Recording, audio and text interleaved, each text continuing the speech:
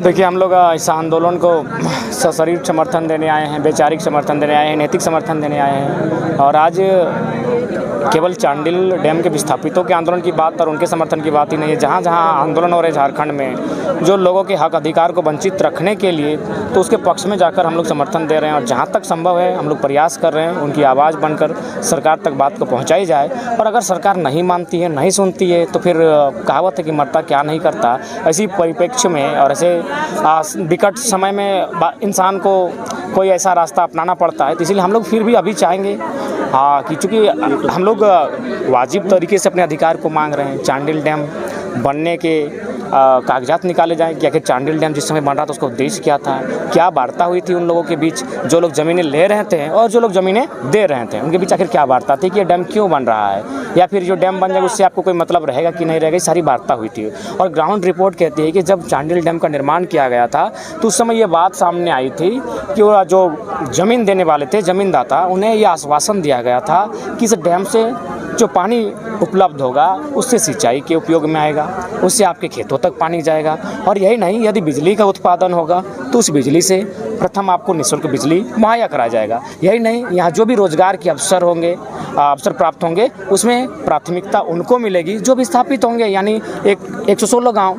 लेकिन समय बदलने के साथ आज क्या परिस्थिति है, आज जिनका हक अधिकार मिलना चाहिए लेकिन चंद लोग मुनाफा कमाने के लिए, बड़े बड़े पैसे कमाने लोगों के हक अधिकार को छीन रहे हैं, जिससे क्या है आज ये विस्थापित लोग धरने पर बैठे हैं। और बड़ा दुर्भाग्य का बात है, दुख का बात है कि चांडिल डैम का इतिहास बहुत पुराना है, यानी इतने दिनों से ये लोग इतना सहे हैं। वास्तव में धरती बहुत कुछ सहती है, माँ सहती है, लेकिन उसके बाद अगर कोई सहा है तो झारखंड वासियों ने सहने का काम किया। बहुत दर्द, बहुत तकलीफ को सहा है। और सरकार के साथ साथ कंपनी भी, अगर उन्हें मानवता है, ज़रा भी मानवता है, तो उन्हें इनके हक अधिकार को सुनिश्चित करना चाहिए। जयराम जी, ये 40 वर्ष की लड़ाई है।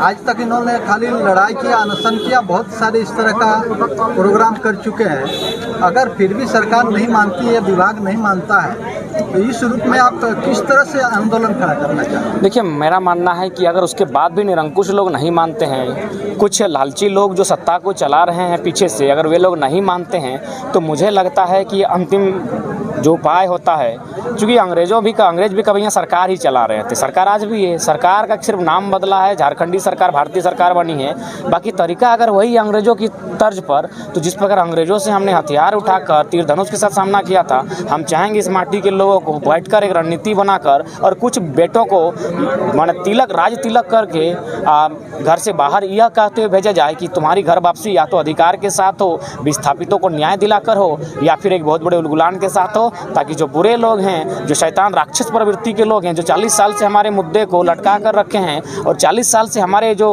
हक अधिकार है उन्हें निगलने का काम कर रहे हैं, उनके लिए भय का माहौल हो।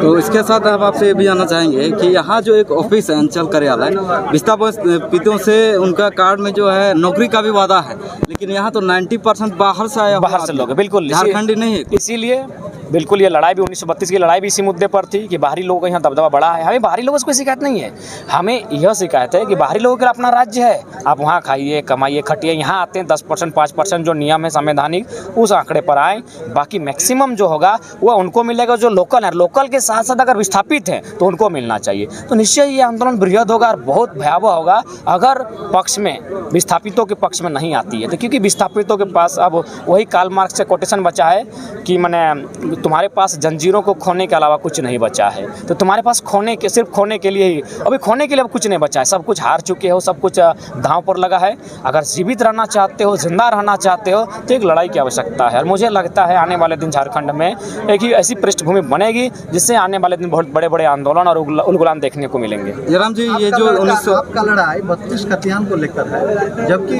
कोल्हान में 64 में सर्वे हुआ। देखिए, उस संबंध में आप क्या बोल रहे हैं? उस संबंध में हम यही कहना चाहेंगे चाहेंगे कि 32 से वो केंद्र बिंदु होना चाहिए, क्योंकि मैक्सिमम क्षेत्रों में 80 to 85% क्षेत्रों में कडस्ट्रल सर्वे हुआ है।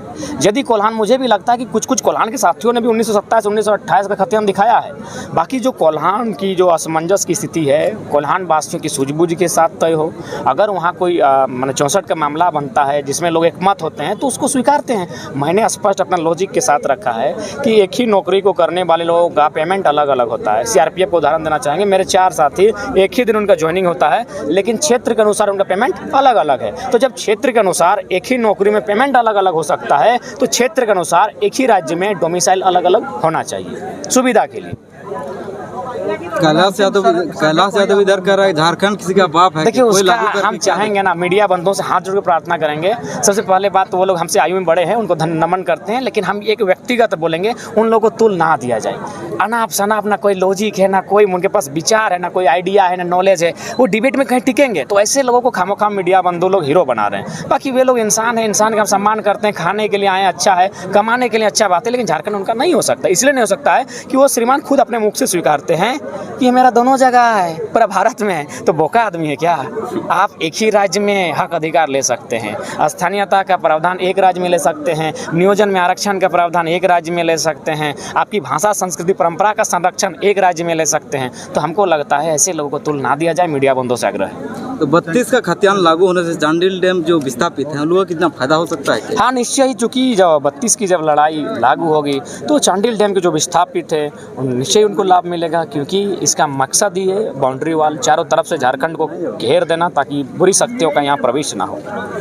बिल्कुल। और आपने जो इससे पहले भी बोकारो आंदोलन, धनबाद में जो आंदोलन था वो झारखंड बनने के बाद शायद पहला बड़ा आंदोलन रहा है। इसके बाद जो आप लोग का ये जो विस्थापित का जो आंदोलन है, यही होगा कि और भी कहीं विस्थापित है कि झारखंड? पहला बात मेरा मानना है, हम लोग कोई माने विशेष नहीं, हम भी एक साधारण से युवा हैं, बस थोड़ा पढ़े लिखे हैं, थोड़ा सा जानकारी है। हमारी तरह हजारों युवा हैं, वो अपनी शक्ति को पहचाने और अपने अपने क्षेत्र में नेतृत्व करें। हम लोग समर्थन में हैं, हम लोग साथ हैं, लेकिन एक व्यक्ति एक जगह में हर जगह उपस्थित नहीं हो सकता। बाकी अगर मुझे समय देंगे कि आपको अमुक तिथि को आना है, हम उनके साथ हैं, हमेशा साथ हैं। हमें जहाँ बुलाया जाए, कुछ दिन पहले हम गुमला गए थे, आसिम डेगा का चर्चा चल रहा है, बहुत सारे मुद्दे हैं जहाँ अन्य जिलों से बुलाया जा रहा है, जिला के साथ साथ अन्य राज्यों से भी फोन आता है कि यहाँ असम से दिस दैट। तो हम लोग जहाँ सुविधा, मैंने सुविधा नहीं करने मतलब जहाँ पॉसिबल है जाने का कार्य करेंगे। और एक सवाल 32 को लेकर है, बहुत कंफ्यूजन है इन क्षेत्रों में, ज़्यादातर कोल्हान में 32 का खतियान मेरे पास नहीं है, लोग कहता है, तो मेरा क्या होगा?